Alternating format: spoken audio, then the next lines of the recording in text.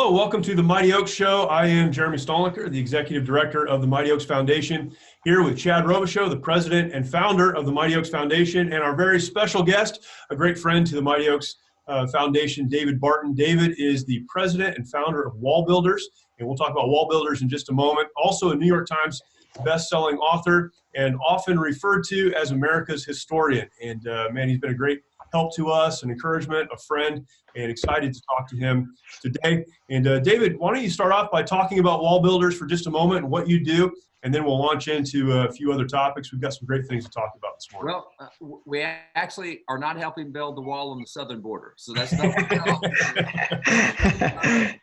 It's a great fundraising platform right now, though, I hear. Yeah, exactly.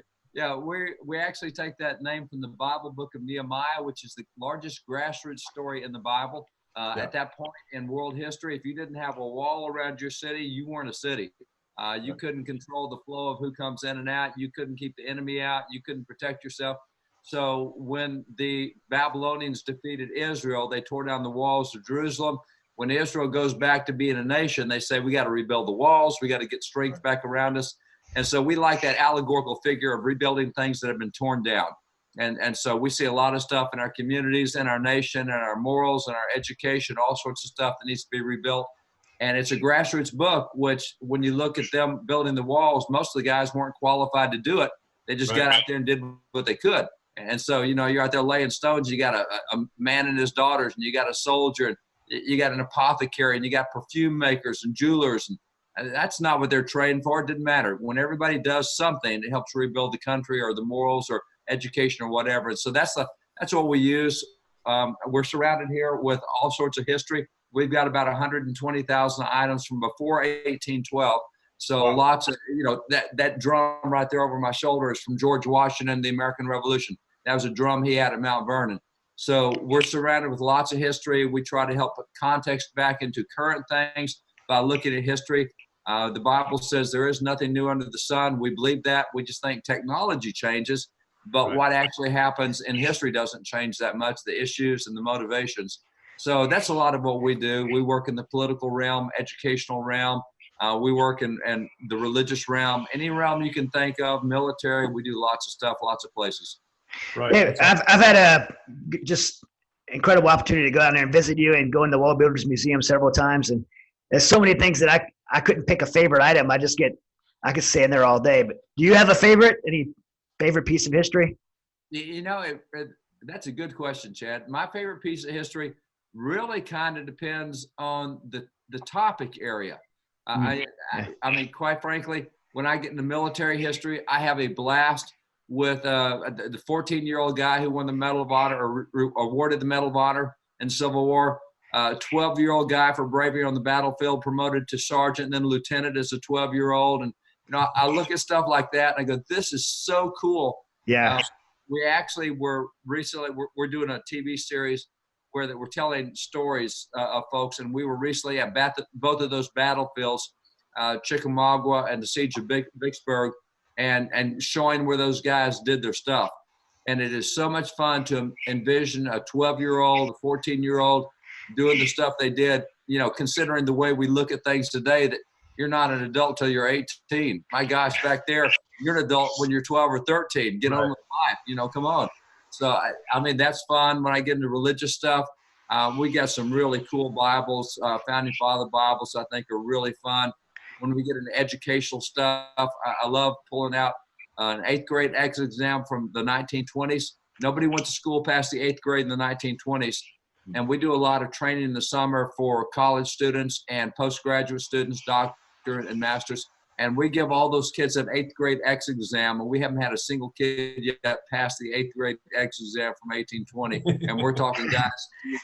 So, you know, we have a blast.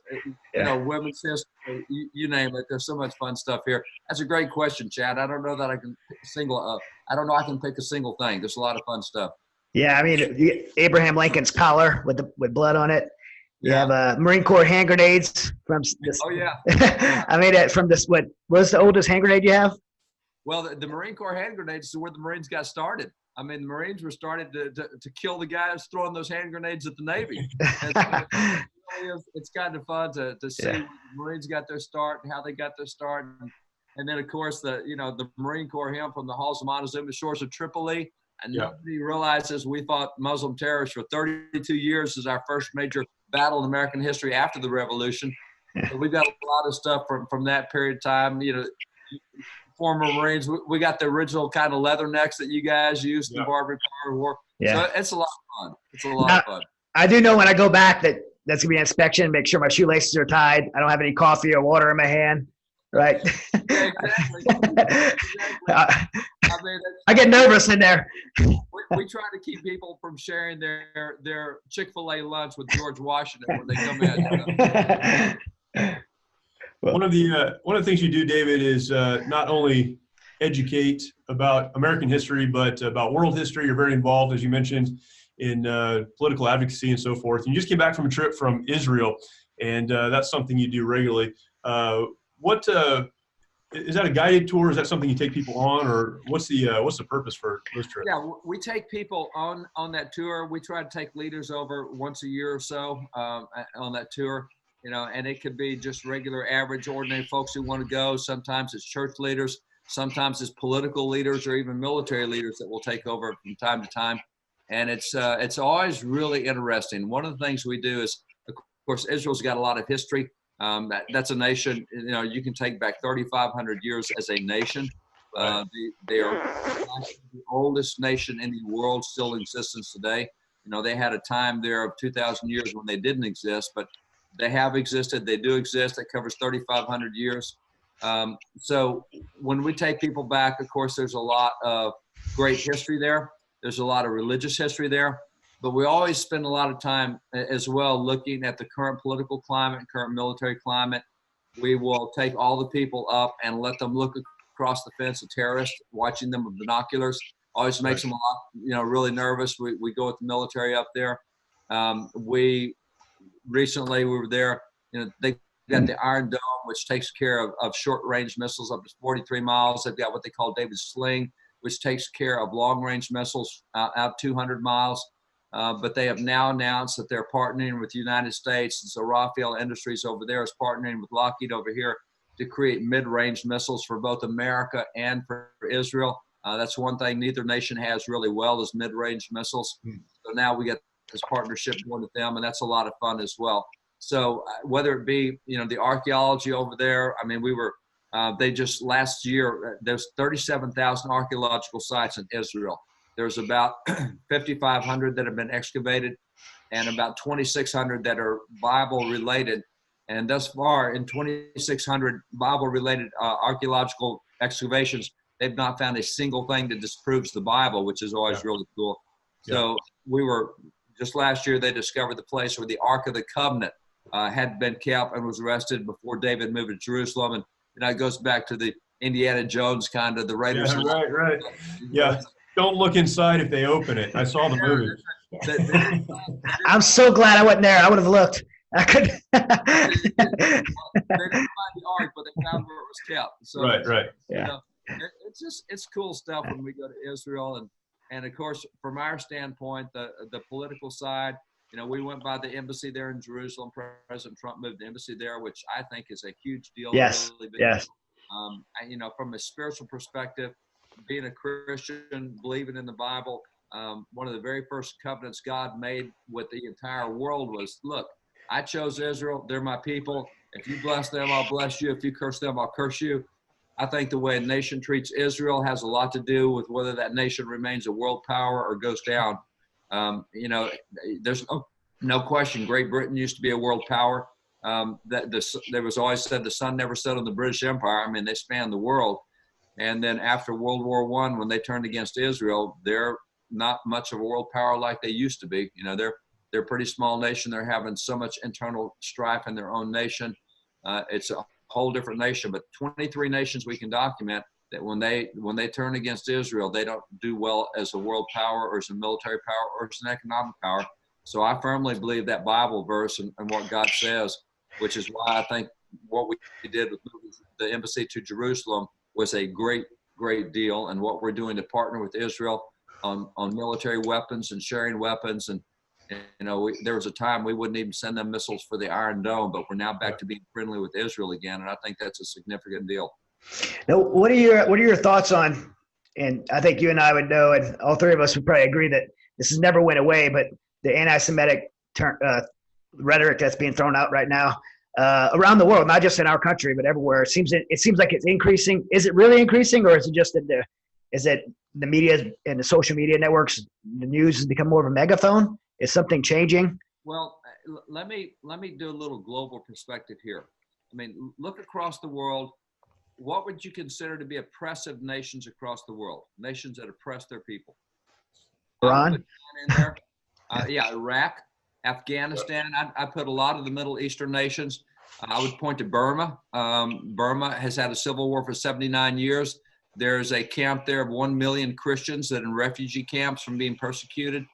You go through China, you go through what's happening in Vietnam, you go through Cuba, you go through a lot of places.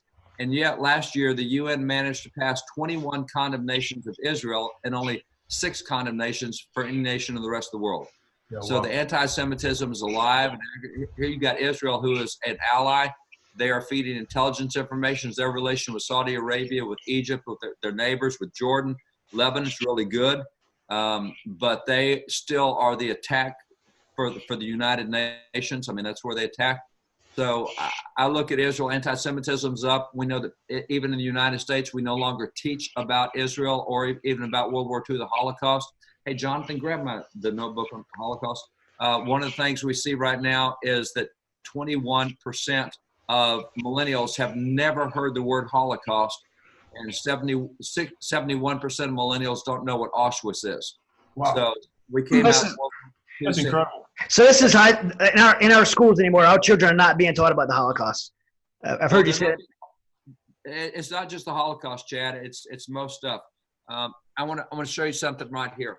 This is the standards, the AP United States History Standards, updated fall 2015. Now, that means updated because in fall of 2014, they came out with the history standards for World War II. And World War II, if you can see this, that is the entire history section for World War II.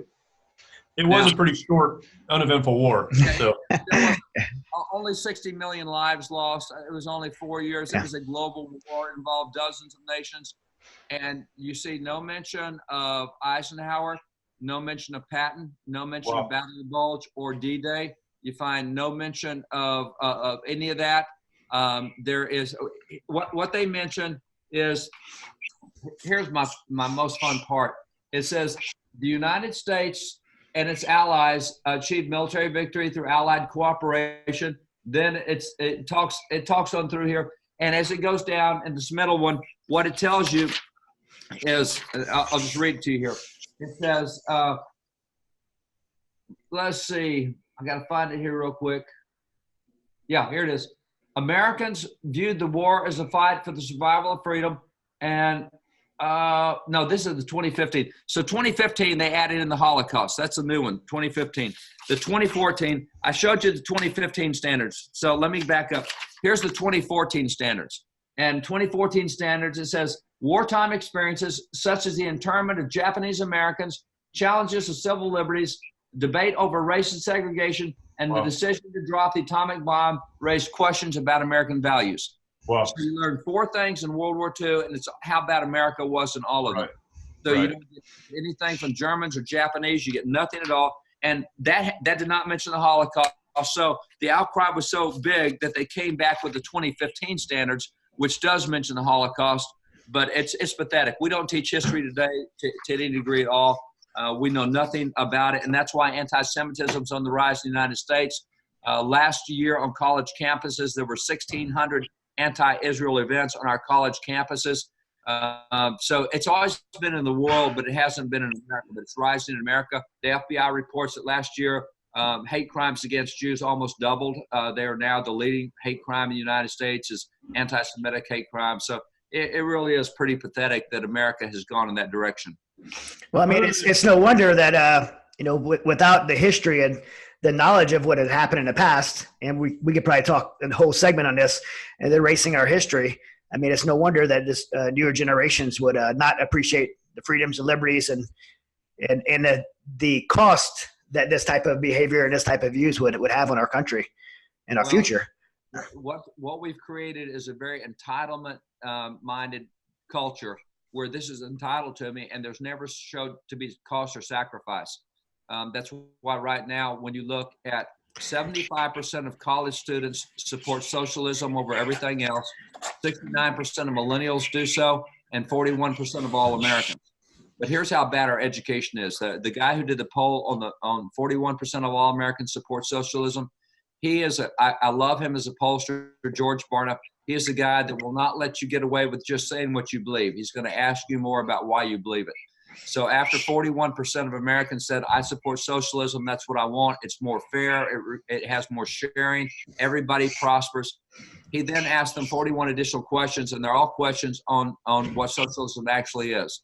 Do you support greater government ownership of private property? Do you support greater regulations? Do you support greater government control of business, et cetera? And at the end, he found that only 2% of Americans supported socialism once they knew what it was. So 41% support it when they don't know. That's how bad our education system is. We're telling kids, hey, this is all about fairness and sharing. My question for kids, and again, we train kids all summer long in these 2-week sessions. My question is, okay, there's 5,500 years of recorded history. There are thousands of nations in the history of the world. I want you to find me one nation where socialism increased prosperity, preserved individual freedom, and kept that nation as a world's power. And you can't find one, not in the history of the world. So why do you think that if we become socialistic like every other nation around, that we're going to have what we have? And they can't answer that. They've never been asked that. They've never thought about that. They've just told that socialism is fair and is sharing, and we want to share and be fair. But socialism is not what does that. David, I mentioned this earlier to you, but I just finished your book, The Jefferson Lies, which I started reading it, and then I actually set it aside for a little while. Like a lot of people, I have a stack of books that I come back to, but I picked it up again last week, and I started and didn't stop till I was done. Just fascinating. And you know, The Jefferson Lies, so much of what we've been told about Thomas Jefferson is just not true. And what I loved about the book is that you don't just say that, you then go through, and here are the 47 reasons that we're drawing these conclusions. And it was great. In the last section of that book, you list out, or you talk about kind of a discussion about good history versus bad history and where we receive our information about history from and what that looks like and the right place to go for history. And if the folks who are watching this and listening to this, if they don't read the whole book, but they just read that last chapter, it would be well worth the time. I'm going to have my kids read it. I'm going to have other young people that I know read it because of that discussion. The rest was fascinating, but that last discussion was incredible to me. And you just listed some things out. If you really want to know the truth, here's what you need to do. Can you just talk about that for a minute? I think we have a lot of people, particularly in our audience, who really do care about the truth, but we don't know always where to go to find the truth. Yeah, a lot of it deals with questions. And one of the things that we used to teach until in 1920 in America, American schools taught you how to think. Since then, we teach you how to learn. And when we taught you how to think, it was all about reasoning, and we asked a lot of questions. When we teach you how to learn, we don't cause you to ask questions. We say, here's what you need to know. Here's what I'm going to test you on. So it's interesting that in the 1920s, when we changed from thinking to learning, that's the first time ever we introduced true, false, multiple choice, and fill in the blank test. And it's all about, I, the teacher, have told you this. Is it true or false that I told you this? Did I tell you A, B, or C? I told you fill in the blank. And so it's all about what the teacher knows rather than you going out and gathering knowledge. Right. And so what happens is since the 1920s, is we've moved in this really progressive socialist education system where that you're just a worker. We'll feed you what we want you to know. We don't want you to think for yourself. Really, the way you get out of that is you start asking questions. So when somebody tells me that, you know, Columbus is a genocidal guy, he was into sex trafficking, he was into slavery, he did all this stuff, I say, how do you know? Right. Well, my teacher told me. Well, right. What's the source? Well, my teacher. Well, what's the documentation for that? Well, she told, you know, and so what happens is you ask 3 or 4 questions and you quickly get them to the point where they don't know why they believe it, except they were told that, or I read that in the newspaper. So we ask a lot of questions that deal with sources. Quite frankly, we recommend that people read biographies before 1900, because 1920 is when progressive got in. If you want to find out whether somebody, because back in the old days, we believed that you tell the good, the bad, the ugly about people. You show the flaws, you show the character, you show the good things they did. Sometimes flawed people do really great things, even though they're flawed, but we knew that. Today, we only know they're either good or bad based on what the culture is. Right. A lot of what we do is based on asking questions, and as a Christian, I think that's a big deal. In the Gospels, Jesus asked 300 questions. We read the Gospels like it's a teaching thing. No, it's a thinking thing.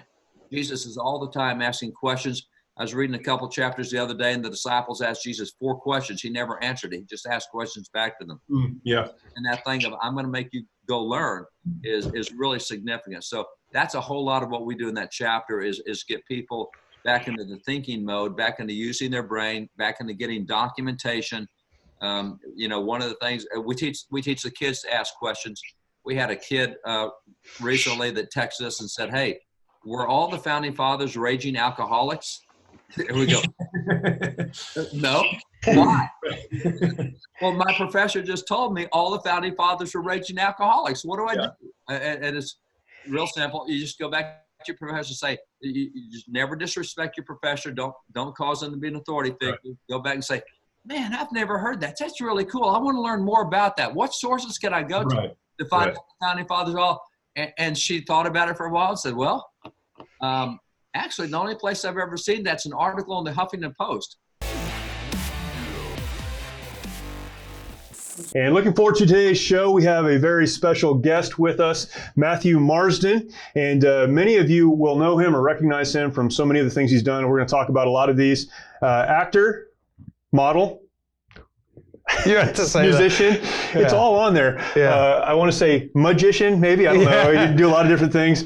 But most recently, director, producer, writer. And we're going to talk about all of these things. And ironically, super patriotic, even though a brother from another motherland. I got this on. I apologize. And I said earlier, you have the best American accent of anyone I know, because I've only watched your movies. So when you came in and started talking, I'm like, wait a second. What? Wait, where are you from? Because you don't have the same accent.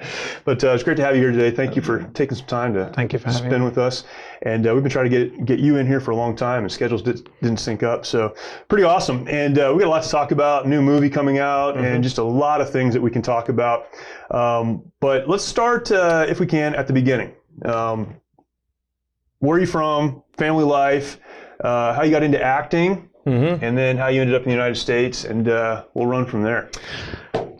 I'm an actor, so let me talk about me. Yeah. So I... you said if you could talk about yourself. I did. So I grew up, I was in a single parent family from a very poor background.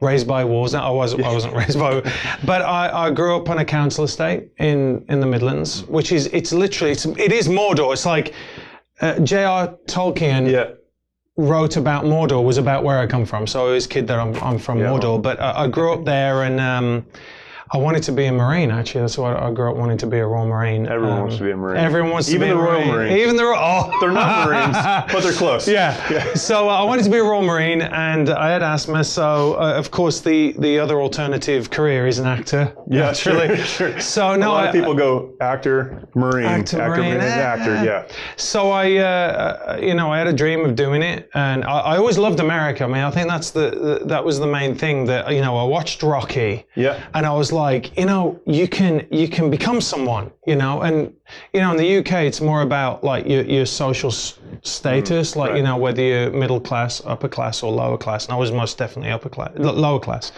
And so the realm of acting for the most part was really for what we call posh people, like people that have a better upbringing. So, but I had a dream, and I watched Rocky. I'm like, I can do it. Yeah.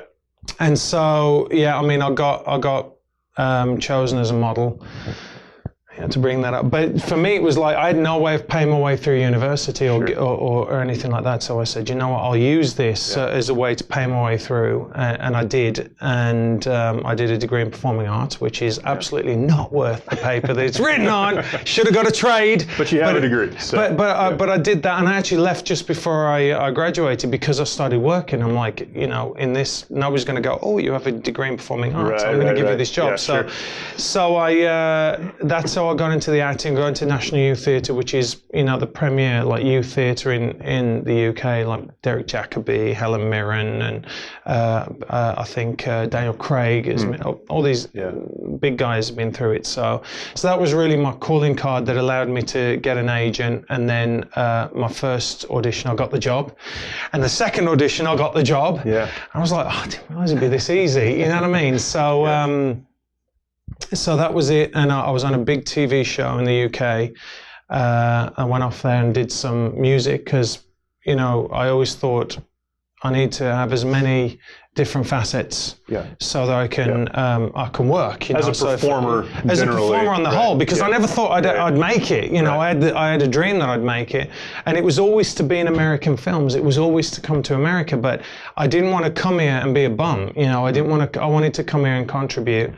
And so I did a film with Michael Caine that got a lot of interest called Shiner, and then I came over and I auditioned for Black Hawk Down. So your parents or your family, your mom, and then your extended family, and that you wanted to come to the United States. Did they want you to come to the United States, or was that that's a dream that you can have, but that will never happen, or were they supportive of that? Yeah, I mean, my mum was always supportive of it. Is she still in the UK? Yeah, she is.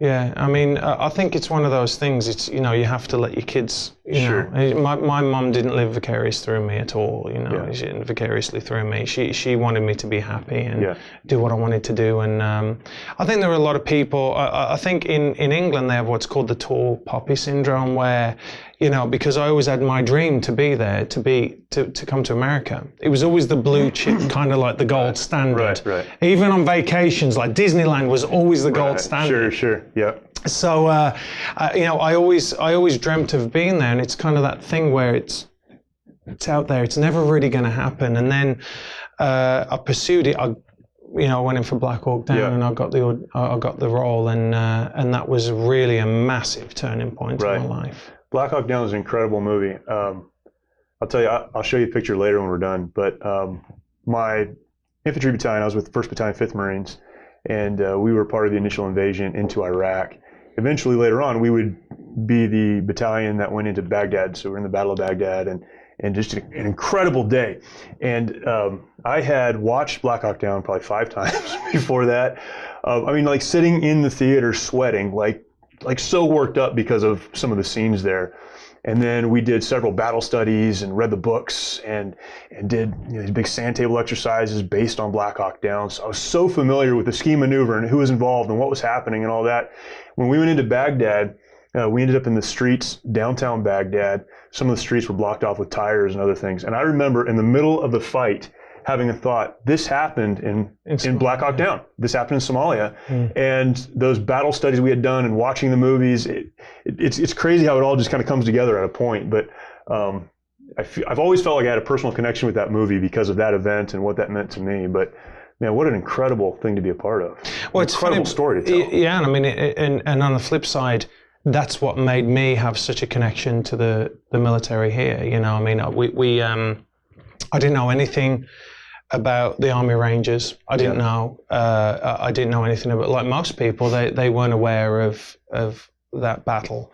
Yeah. And you know, we went over there, and this is the thing. The thing that changed my life was we were doing room clearance, because we did what they call Ranger orientation. They were like, it is not RIP. Do not say it is RIP. I'm like, don't RIP, okay?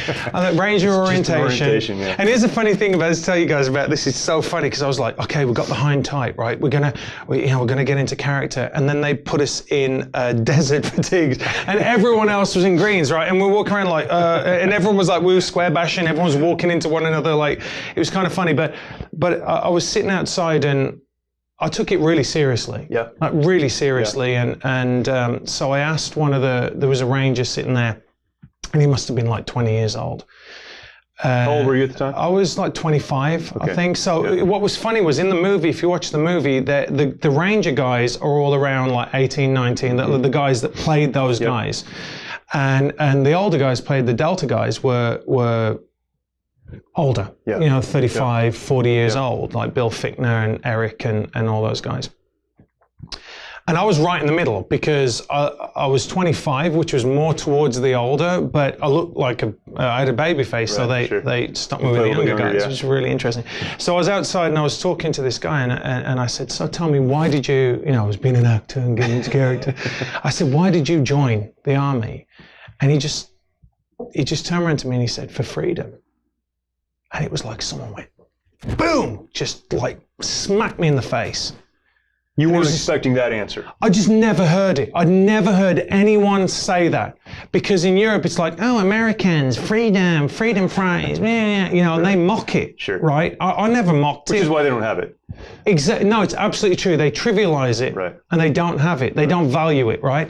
And I looked at this guy, and when we're actually in the middle of, earlier on that day, we'd been doing a couple of exercises, and it was the days of the pagers, right? And the pagers went off, and they went, "Oh, we just bombed Iraq," right? And it was one of the bombings over there. I think they'd taken something out. Anyway, so 9/11 hadn't happened yet. Yeah, sure. And I looked at him and I said, "It was just when you get a moment of clarity," and I went, "You'd die for me, wouldn't you?" And he just went, "Yes, sir." And I'm like, this is the greatest country in the world. These are the greatest. These are the best of us. And I want to just do anything I can around these guys. I want to become a better person. I want to know everything there is about this country where somebody's willing to go and die for me. They don't know me, but they value my freedom enough that they would go and die for me. I just thought that is just the most mind-blowing thing that I'd ever heard, and I was dazed. I just walked away from that, and I'm like, I have to know everything about this country. I have to know everything about these guys, and I will do anything I can for them. And then 9/11 happened, and it was just like quadrupling down on that. I saw these guys going, I'm going to go and fight. I'm going to go and fight. I'm going to go and fight. And it was just amazing to me. And also, I remember just seeing flags. When I flew back in after September 11th, one of the most incredible things, every house, even in the communist state of California, had flags outside their houses. And I just loved it, like this just embracing of the fact that this is the greatest country on the planet. I loved it. Yeah. I just, and there's a freedom to that as well. You know what I mean? That must have been lying dormant somewhere, right? I mean, you came to the United States for job opportunity, not to be a part of a free country or to enjoy that. But then when you saw it contrasted to what you came from or what you had experienced or what you had perceived, we actually worked with the Royal Marines and some tremendous warriors, and the British military is incredible in so many ways. But your perception of that and your understanding of that and what you believed about that, I mean, where did that come from inside of you? Was it just simply, I've never seen anything like this before? Yeah, I think it's it's a brilliant question, actually, but I think I ask brilliant questions. You do. You often. are brilliant. Yeah. You should be an actor. I should be an actor. Yeah. I think it's a number of things. I think I've always had an inherent desire for the truth. Yeah. And I think that for the truth. Yeah. Yeah. To pursue the truth, wherever it might lead me. And I think that's really important. I think when you're a youngster, you don't really think about, it's that classic thing when they say, everyone when they're, a youngster is more of a liberal, and as they get older, they become more conservative. I think that I was just thinking about my career. I was thinking about where I was going in life. I always wanted to come to America. And this is one of the things that I think is vitally important and we miss in Hollywood is I grew up with great American movies. Mm. I grew up with TV shows. I grew up with the A-Team. Right. Right. And Rocky, like I said, Rambo. I remember thinking, we're going to win the Cold War. We got Rambo. We got Rambo. And you know, when you go abroad, as you know, as a Marine, you travel around and you're like, people love America. They really do. Yeah. It's the ones that I always look and I think that the people that don't love America are like the kids around. It's like a kid who has all the toys, right?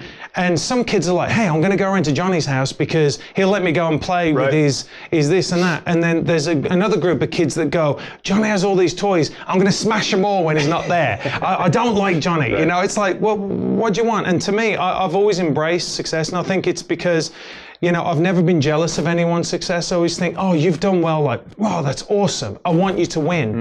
And I think that's a very American thing. It's not a very British thing. So I think it's a combination of all those. And in like I said, I think inside me, I think the framers of the Constitution were just brilliant because they understood the real nature, like human nature, to its both sides of it, you know, the good and the bad.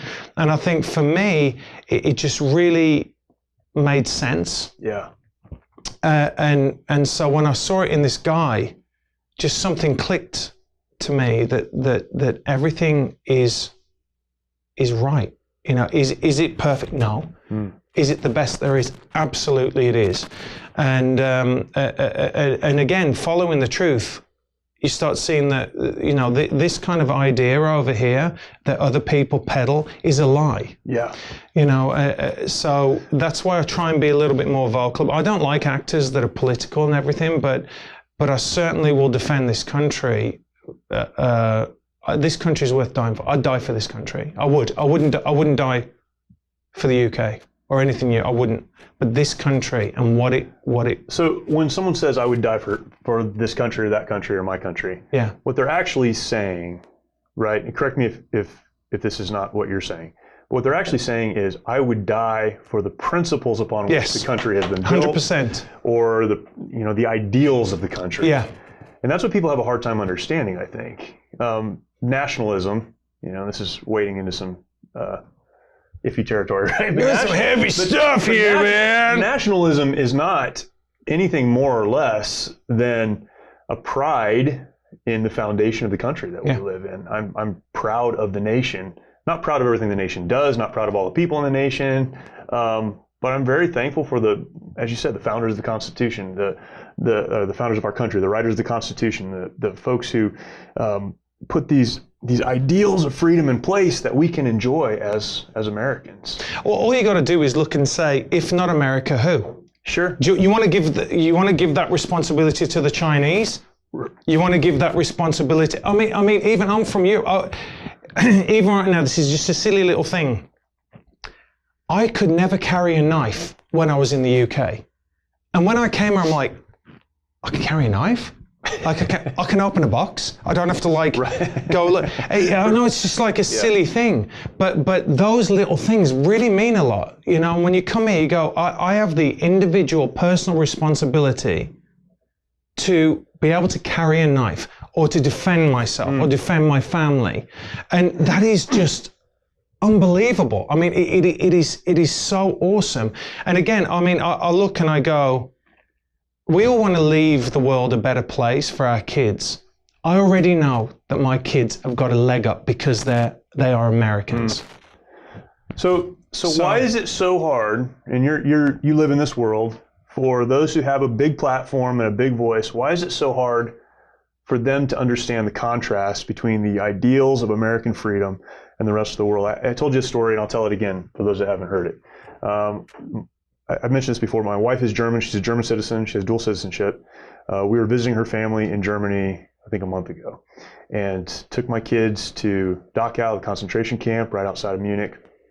My older kids, you know, they're nearly adults. One is an adult, so they went and did the whole thing and saw everything, spent several hours working through that. I took my 10-year-old and my 9-year-old with me and kind of showed them everything there. I wanted them to understand. Some people are like, why would you take your kids there? Because I want them to understand just how bad the world can be. And we saw the memorial or the monuments to the American soldiers that liberated Dachau, which is a great thing. It's a very small part of the whole thing, but it's great. I showed that to my kids. We were walking. My 9-year-old, as we were walking, said, Dad, I don't know why I feel this way right now. And he's like, it's emotional, right? It's a feeling. This is just how he feels. I don't know why I feel this way right now, but I'm just really proud to be an American. And, that was just him expressing, having seen these things and trying to process them and take them in. And I said, well, why is that? He said, well, these people were being hurt and killed and everything bad that was happening here, and Americans came and helped. Yeah. That's been the story of America historically. Yeah. And yet a 9-year-old can understand that. But supposedly the most intelligent people among us, our politicians, our actors, those who have platforms and can speak, don't understand that. Why can't they see that? Well, firstly, I wouldn't say the most intelligent of us are our politicians and our actors, to be honest. Supposedly. Yeah, so, supposedly. Yeah. I think what it is again, when you're talking about a selfless pursuit of the truth, which also means changing your life. Be willing enough to say, I am wrong, and I have to change my life. The pursuit of the truth may take you to a point where you have to say, wow, I haven't been right at this point. And you got to say, that's one of the reasons why I said, why my movie's called I Am That Man. Because, I am that man. I can say that I was this person, I'm this person now, and I might be another one, in a few years' time, given different evidence of, whatever stance I have right now. But I think that if you do that, it's kind of like if you feel that the United States is the best hope for the world, which I do, you just let it be, because it can, the Constitution is such, anyone that, like you said earlier on, a lot of people take it for granted. They don't understand what a gift it is until they go away. And I think this is why, you get patriotic individuals who join the military, come back even more patriotic, because they go, It's not saying that, like, the UK is a great place. I love it. I'm very proud of my heritage, where, where I come from. I'm not ragging on it. It's just that this is better. We have, again, a very special show with some very special guests, and I'll go around the room, and I'll begin with this gentleman to my right.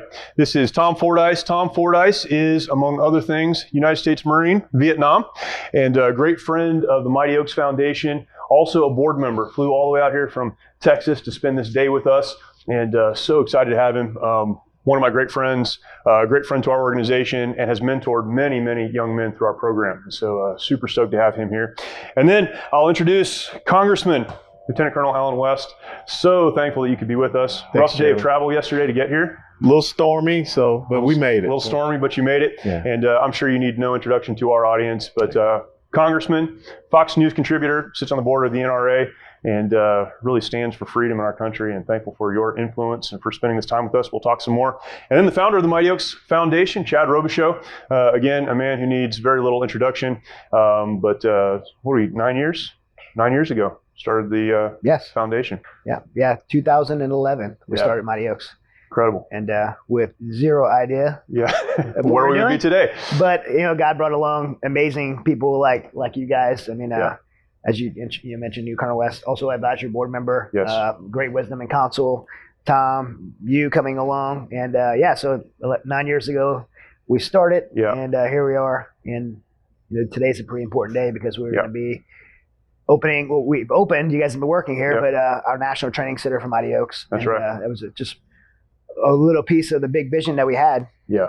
And it's amazing to see it come to life. Yeah, it's incredible to see it come to life. This is a big day for us. And that's the thing that brings us all together. Yep. In about 2 hours, we're going to have a bunch of guests out here and be able to really reflect on what God has done. I was thinking about this morning, and all the things that we do through Mighty Oaks, and you and I talk about this often, and our board pushes us on this as well. It's easy for individuals to get credit for what's happened, but really God has been so good to us. It's incredible. And when we look around, you just can't deny that. No. The blessing of God on Mighty Oaks. Yeah, from the, when I look back, I just see this perfectly orchestrated plan that, and I've said this before, that I wasn't smart enough to execute or come up with. And just from not only the staff, which we have an incredible staff. We have, I think, 14 staff members now, and 40 to 50 part-time instructors. Yeah. Each one of those people that have come along have just been so intricate, such an intricate part of the plan to execute our mission, which is to serve America's warriors and their families. Also, we're serving first responders as well now. And look at all those people, but then it goes so far beyond that to the incredible supporters that support us financially, through prayer, through encouragement, through outside counsel and advice and wisdom. And then people like these two men here, Colonel West and Tom, that came in and just are able to help guide that mission forward, and with just great wisdom and guidance. It's just a perfectly orchestrated plan that has been just so incredible to watch unfold over the years. Yeah, it's amazing. And looking forward to talking about that. We'll spend a lot of time talking about that today. But I wanted to start with this question. I always find the answer to this question fascinating for military guys. And Colonel West, I'll start with you. And we talked about this before. We did a podcast probably 2 years ago now. Yes, we did. And had a lot of these conversations. But give us your history a little bit, and then through that, what motivated you to go into the military and to really devote yourself to a life of service to our country? Well, it's very simple. My dad was a corporal in the United States Army in World War II. He was a logistician there because they weren't allowing blacks to be in combat units at the time. But he started out in North Africa, Sicily, and into Italy, and was wounded there in Italy. My older brother was a Marine, and Charlie, the 26th there at Khe Sanh, wounded. He was a combat infantryman, and at the age of 15, my dad challenged me to be the first officer in our family. And that was an incredible thing, because him being a corporal, my older brother being a lance corporal, and he just believed that there was no greater honor than to wear the uniform of the United States of America. And that came from a man that at the time when he wore the uniform, this country didn't afford him all the same rights and privileges. And it was just a true measure of his godly humility, his character, and his honor that he would say that to his middle son. So I went through high school, junior ROTC there in Atlanta, and then went to University of Tennessee and was commissioned 31 July 1982. And there he was on my right shoulder, and my mom on my left shoulder. Mom was a civilian employee for the 6th Marine Corps District headquarters in Atlanta. So I almost became a Marine officer. There was a lot of close. I was that close. Your life. I know, being a success, doggone it. I'll get you later about that. But and it just put me on the right path. And so now my nephew, my dad's, grandson, and my older brother's son, he's a major in the Army, artillery guy, paratrooper, just the same. But one thing I did get a 3-year joint assignment with the Marines at Camp Lejeune, working with the 2nd Marine Expeditionary Force and the 2nd Anglo-Co. And that was one of the highlights of my military career. In fact, we both share a gold wings. That's right. A gold wings together, and I've had people ask me, Colonel West was in the Army. What's his gold wings? And I always tell the story. So. And very few people have been able to achieve master rating for the Army, and then also have Marine gold wings. I think it's maybe like 3 or 4. Oh, wow. So he pronounced Camp Lejeune right. In Texas, we say Lejeune. Most Marines don't say it right. But you said it right, Camp Lejeune. You said it correctly. Most Marines can't read. Well, that's really why I was there at Camp Lejeune, to teach a reading class. So getting back on topic, if we can. Can you talk briefly? I've heard you talk about this before. I think it's important right now to talk about this. We are in a society that is so polarized over the issue of race, among other things. You talked about your dad who just wanted to serve and did serve, and you're the same way. I would imagine that there, over your career, has been some pushback and some things you've had to deal with because of race. Having done what you've done and accomplished what you've accomplished, looking at where your dad came from, what's your take on the screaming and shouting and the polarization over race? Well, it comes so much of what's happening right now. Comes down to two different things. There are people, and Booker T. Washington had a quote that alluded to this. There are some folks that want to try to keep grievances out there in front of people because it gives them a sense of power and control. And I'm talking about folks like an Al Sharpton or what have you. But America is really about equality of opportunity. Right. And it says that no matter where you were born, no matter where you come from, here in the United States of America, with your own drive and determination and rugged individualism, you can achieve whatever you want in life. But the challenge is that we're up against something called the equality of outcomes, where some other people are trying to determine what you can be and what you can have. And really, it is about economic enslavement and not economic empowerment. And that's a very powerful thing, that people want to be able to control others for their own electoral political gain. And I think that is what has happened, in trying to find those divisions along race lines, gender lines, anything that people can come up with. It's deception, right? I mean, it's a deception. It's a grand deception. And I think that's what we have to really work on. It's not about political parties. It's about the philosophy of governance that says, what's the right relationship between government and the individual? Yeah. Our founding fathers said that the individual was supreme. Right. When you look at, your Lord and Savior Jesus Christ, salvation is an individual thing. It's not a collective thing. You can't pray me into heaven. I can't pray you into heaven. None of it. We got to make that choice, that decision for ourselves. That's what America's about. But yet you have people that are trying to get us on a different path and, do those outcomes and put us into a collective grouping. How do we communicate that better to those who are economically enslaved? Like right now. Doing this. And I think that it's so important that we take this message into the inner city communities where you have seen such a loss of, traditional values. I mean, look at the two-parent household and the results of that not being sustained in our inner cities. Look at the failing schools that you have in the inner cities. Yeah. And look at the despair that leads to the rise of drugs and gangs and things of this nature. And it's all because folks have come in and tried to say that, we'll be the ones that can provide this to you. Right. Instead of you being able to go out there and take advantage of the opportunities this country affords, opportunities that men like all of us fought to make sure that people had. Sure. I think the military is just such a great example. Well, actually, with Sergeant Major Kent, it was not only a black Marine, but a dark green Marine. Dark green Marine. Yeah. Who made it to the highest level of the Marine, Yeah. Sergeant Major of the Marine Corps. Yeah. And so we were driving to CU in the car, and we had this long ride. And I just wanted to ask him, I'm like, in your experience of 36 years in the Marine Corps, what has been your experience with this? And I won't speak for his answer, but he was right in line with us about the opportunities that the Marine Corps gave him. And I think the military is like such an example that could be an example to our culture, because people come from the military from all different walks of life. I came from Southern Louisiana. My grandfather, Jeremy, met my grandfather. He was a very racist man, and I grew up around that, and I never had felt that in my heart myself. But when I was exposed to the Marine Corps and the military and working with people from different races, different cultures, I immediately seen the equality of man. And when you go into a school like that, you're just pushing each other, no matter what color your skin is. And then you move on from a school to combat. You don't care about any of that stuff. No, you don't. And that's the thing that we need to get back to as America. Yeah. Tom, you served in a very different time. I came into the Marine Corps in '96. Chad, you came in the mid-'90s as well. So when we came in, it was a peacetime military. And I was looking forward to the opportunity to serve, and I'm thankful that I had that opportunity to serve in Iraq. But I went in at a very different time than, let's say, the Vietnam War.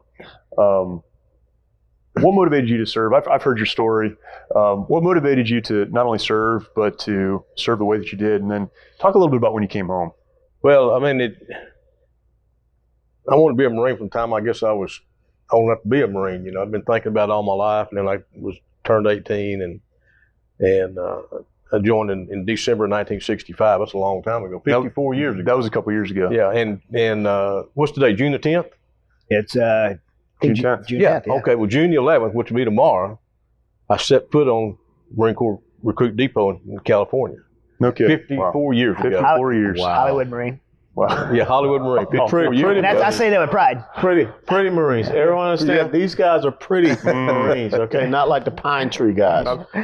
I actually was in Quantico, but anyhow, we'll But anyway, I wanted to serve my country, always did, and got be able to raise my right hand and serve in the United States Marine Corps. And, what's it like to enlist during the Vietnam War, though? well, for me, I mean, that's not a popular time to go into the military. It was. Of course, this was very early on, and I guess the Marines landed in March of '65, and I signed up in December of '65, and a lot of friends, decided to go into college and not go in the military because of the war, but that wasn't an option for me, so I decided to go ahead and go in, and I did, and got wounded over there and came back, and there was a lot of turmoil.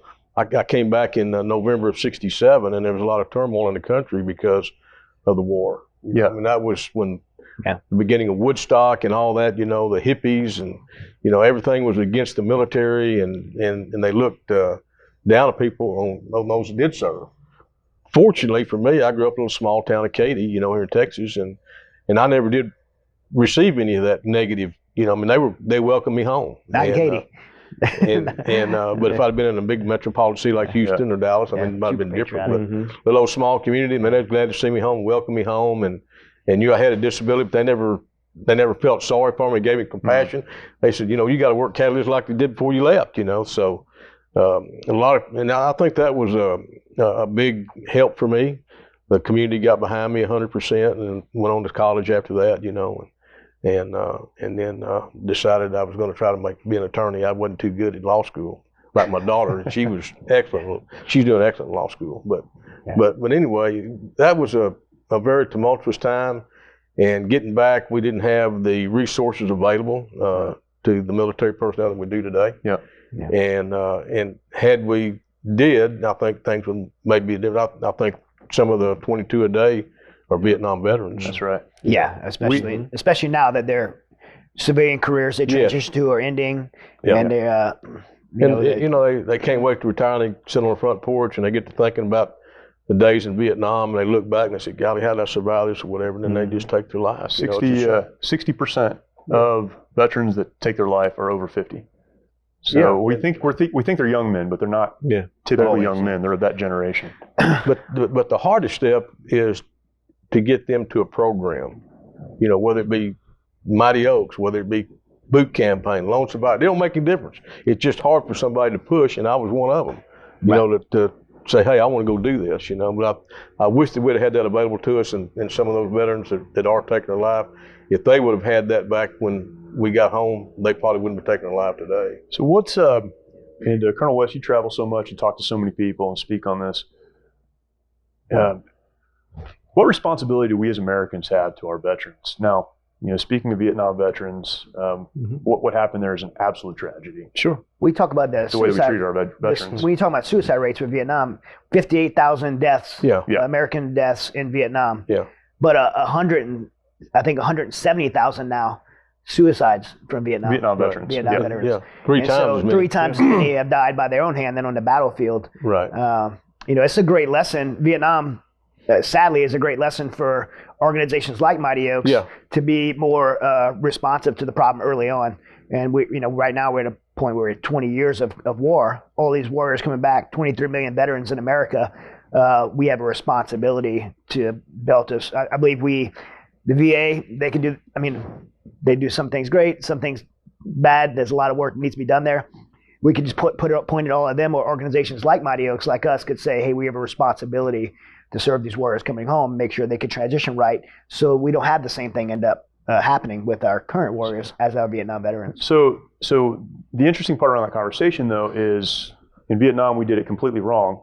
We've almost overcorrected, I think, in the intervening years, to where we have victimized veterans to a point that we're not helping them anymore. Mm-hmm. We have victimized them, and almost created a welfare caste. And that's what Colin alluded to a minute ago. Absolutely. And instead of looking at the opportunities that we can afford our veterans, we're trying to, determine these outcomes. And like you say, you go and you get a bag of pills from the VA, or, here, what check can we give you, instead of really sitting down and getting to know their concerns and what is affecting them. Yeah. And like you say, you go back to the Vietnam war veterans. We still have not corrected that incredible travesty in and of itself.